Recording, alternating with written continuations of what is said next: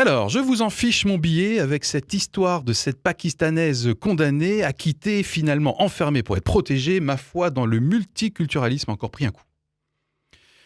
Alors j'entends ici par multiculturalisme la capacité et la volonté de vivre ensemble avec nos différences. Avec Asia Bibi, l'actualité démontre qu'au Pakistan, il ne devrait y avoir qu'une seule culture et même une seule loi apparemment, et la religion d'État est là-bas considérée comme la religion pour tous, en tout cas par une société civile qui dépasse du coup par la droite les institutions. Bon, faut dire que je vois mal comment une loi anti-blasphème pourrait ne pas produire ce genre de chantage à la violence. Bref.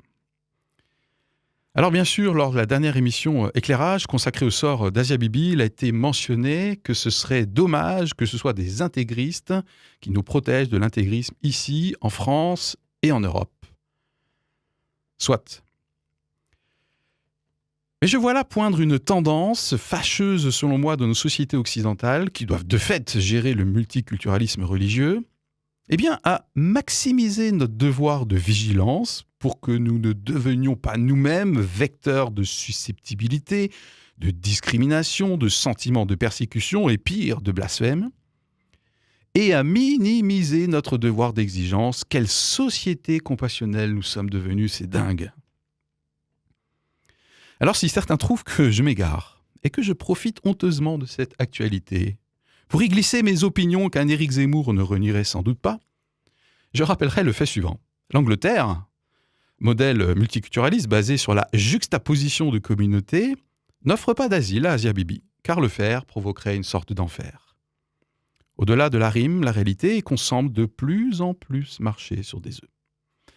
Alors moi, j'ai envie, de remettre l'église au centre du village. Alors rassurez-vous, je continue de penser que l'état d'une religion, christianisme compris, n'est pas d'être d'État. Cette tragédie pour Asia Bibi, sa famille, et leur avocat d'ailleurs, qui a dû fuir aux Pays-Bas, me rappelle que non, décidément, je ne veux être ni faible, ni mou, ni confus, ni ambivalent, ni niais, ni naïf, ni autiste, ni tout ce que vous voulez par rapport à tout ce qui aurait tendance à installer chez nous de futurs cas Asia Bibi. Une fois ma colère et ma peur passées, vous avez remarqué, c'est sûr, je me pose la question suivante. Qu'est-ce qui peut conduire un être humain à défiler avec une pancarte du type « Hang her », pendons-la ? À partir de quand je peux être tenté moi-même d'être extrémiste ? À ce propos, il y aurait beaucoup de choses à dire sur le traitement et la connotation médiatique sur ces termes apparemment interchangeables que sont extrémistes, radical, fondamentaliste, conservateur, populiste, etc. S'accrocher ainsi une religion au point de vouloir l'imposer au reste du monde est pour moi un aveu de peur et la manifestation d'un besoin de transcendance.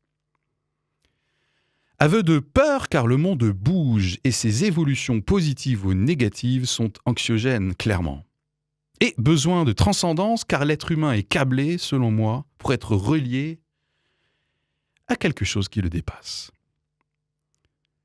C'est un des nombreux trucs qui me plaît dans la foi chrétienne et le message biblique.